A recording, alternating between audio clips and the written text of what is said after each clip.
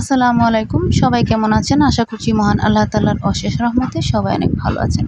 আলহামদুলিল্লাহ আমরাও ভালো আছি। তো আজকে আমার এই ভাঙা বাড়িতে চাঁদ এসে গেছে। এই যে দেখতে পাচ্ছেন আমার বাড়িঘর ভাঙা।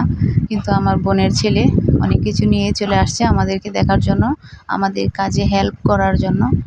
আসলে এই পৃথিবীর বুকে আমার মহান আল্লাহ তাআলা এমন একটা দুলাভাই বা ছেলেমেয়েরা মানে এমন একটা পরিবার আমাকে দান করেছে, এটা আসলে গড গিফটেড, মহান আল্লাহ তাআলার দান। মানে সবাই এত আন্তরিক, মানে আমার সুখে ওরা সুখী হয়। এই যে দেখুন অনেক কিছুই নিয়ে চলে আসছে এত দূর থেকে। তো ওগুলো আসলে যা দেখতে পাচ্ছেন সেগুলো কিন্তু না, এগুলো আমার কাছে অনেক মূল্যবান, অনেক মূল্যবান। দুলাভাই যে ফসল করলো ওই জমির টাটকা ফসল, এগুলো খেতে অসম্ভব মজার হয়। আর টাটকা শাকসবজি না দেখলে ভীষণ ভালো লাগে, খেতেও অসাধারণ স্বাদ।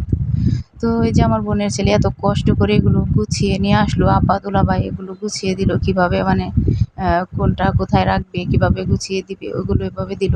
এটা আমার কাছে মানে কি বলবো, স্বপ্নের মতো পাওয়া।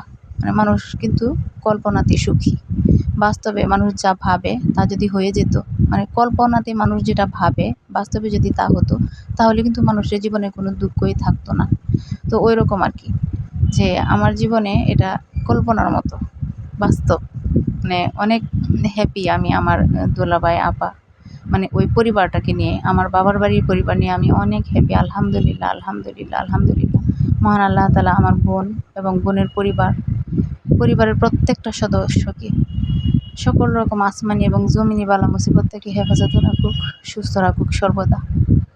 তো মহান আল্লাহ তাআলা যেন এর প্রতিদান দেয় নিজ হাতে, সেটাই আল্লাহর কাছে দোয়া করি।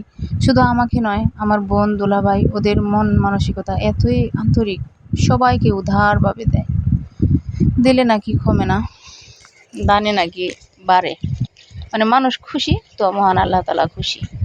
তো এখানে কি কি দিল সেটা তো দেখতেই পাচ্ছেন। আমি সব কিছু ছোট্ট করে একটা ভিডিও করে রাখলাম আর কি, যেহেতু বাড়িঘর ভাঙা, কাজের অনেক ঝামেলা। তাও আবার রমজানের দিন, মানে রমজান মাসে তো কাজ একটু বেশি থাকে আমার কাছে মনে হয়, ইফতার রেডি করা, রান্না বান্না করা, সব কিছু মিলে অনেক কাজ। তার উপর আবার ইবাদত বন্দেগি, কোরআন তেলাওয়াত, ওইগুলো তো আছেই। বাচ্চা কাচ্চা সামলানো, কাজের মানে বাড়িঘর যেহেতু ভাঙা, এটা হচ্ছে অতিরিক্ত একটা কাজ, এই আর কি। তো সব মিলিয়ে একটু ঝামেলার মধ্যে আছি।